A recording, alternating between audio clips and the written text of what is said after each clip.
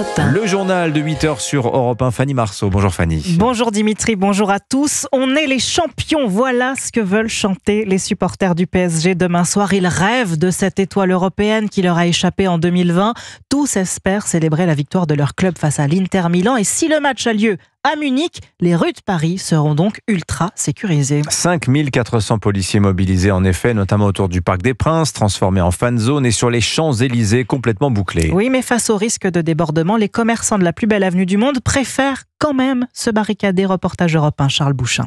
Dans ce bar situé à quelques mètres des Champs-Élysées, Charlotte, la responsable, s'inquiète de potentiels débordements samedi soir. Je ne serais pas du tout détendue ce soir-là. Dans les supporters, soi-disant PSG, il y a aussi des casseurs qui s'infiltrent. Et j'ai pas envie de revenir en début de semaine et voir mon bar complètement éventré. Et j'ai qu'une hâte, c'est d'être déjà lundi et que ça soit derrière nous. Pour éviter d'éventuels dégâts, elle a décidé de se barricader. Juste devant, on a encore des rigoles qui avaient été installées quand on avait les gilets jaunes. Et chaque week-end, on barricadait le bar pour éviter la casse. On va mettre des palissades en bois tout le long des fenêtres. Et plus loin dans la rue, Philippe lui aussi va prendre ses précautions en retirant les vêtements de sa boutique et en déroulant des rideaux pour cacher l'intérieur du local.